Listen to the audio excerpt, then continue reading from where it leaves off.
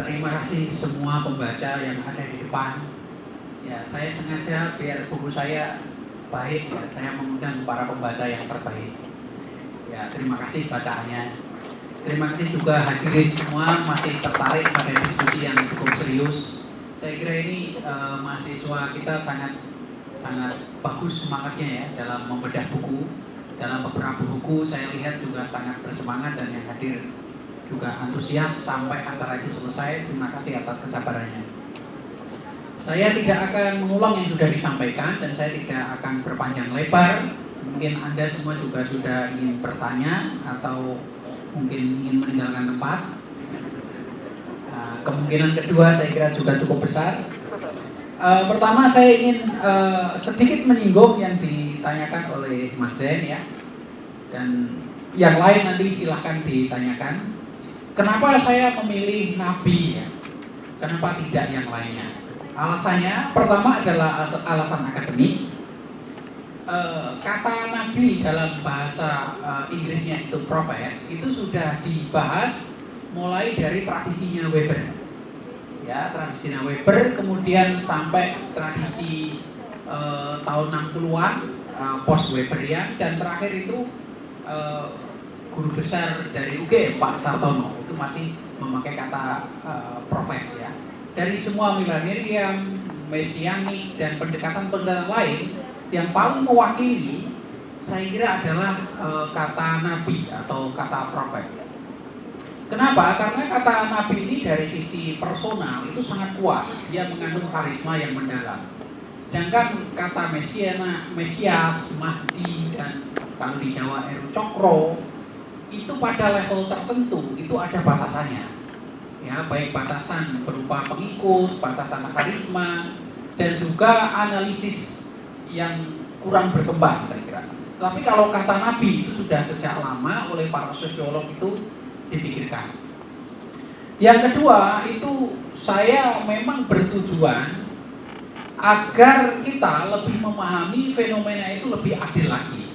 Pertama dari sisi akademik, yang kedua dari sisi masyarakat kita. Masyarakat kita secara fair saja saya katakan itu sangat diskriminatif. Terutama diskriminasi pada kaum minoritas.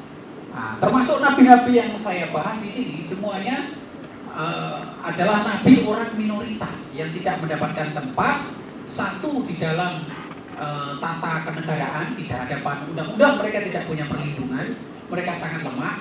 Maka hampir semua yang saya bahas ini, apa kata Pak Sen tadi, itu semuanya masuk penjara. Ya. Yang kedua, masyarakat itu supaya benar-benar menghargai dan memahami. Dan penghargaan ini juga hasil dari pemahaman, bukan perkiraan. Lah, pengalaman saya mengikuti persidangan, juga mempelajari hasil-hasil dari persidangan, hampir semua saksi ahli yang dihadirkan di dalam persidangan itu tidak pernah berusaha memahami apa itu yang diadili. Misalnya kasus Lia Eden itu menghadirkan beberapa saksi, tapi saya tidak yakin saksi itu benar-benar pernah berjumpa dan bertanya pada Lia Eden sebetulnya apa yang dimaksud. Dan sama sekali tidak pernah membaca wahyu Lia Eden. Jadi hampir semuanya itu berdasarkan prejudis atau perkiraan. Nah, saya kira Anda sebagai mahasiswa itu sangat tidak pantas ya menghakimi seseorang tetapi tidak berusaha memahami. Yang kedua itu kasus Pak Musodik yang kemarin atas rekomendasi Pak Sen juga saya menjadi saksi ahli. Itu saya juga menangkap hal yang sama. Bahkan JPU, Jaksa Penuntut Umum itu tidak pernah berusaha loh ya, tidak pernah berusaha memahami Pak Musodik itu sendiri. Membaca bukunya aja tidak. Jadi mereka sudah punya keyakinan dan itu dibawa ke pengadilan bahwa orang ini sesat harus masuk penjara. Caranya bagaimana itu dicarikan argumen. Jadi ada keputusan dulu, argumennya belakangan. Nah, saya kira pemahaman seperti ini dan cara seperti ini tidak pantas dilakukan oleh para mahasiswa UI dan mahasiswa lain di seluruh Indonesia. Supaya kita memahami lebih dulu, baru kemudian kita menghakimi, tidak dibalik. Nah, ini yang menjadi concern saya. Terus kemudian toleransi kita terhadap agama saat ini perlu direvisi. Tadi sudah diungkapkan oleh Pak Suhada.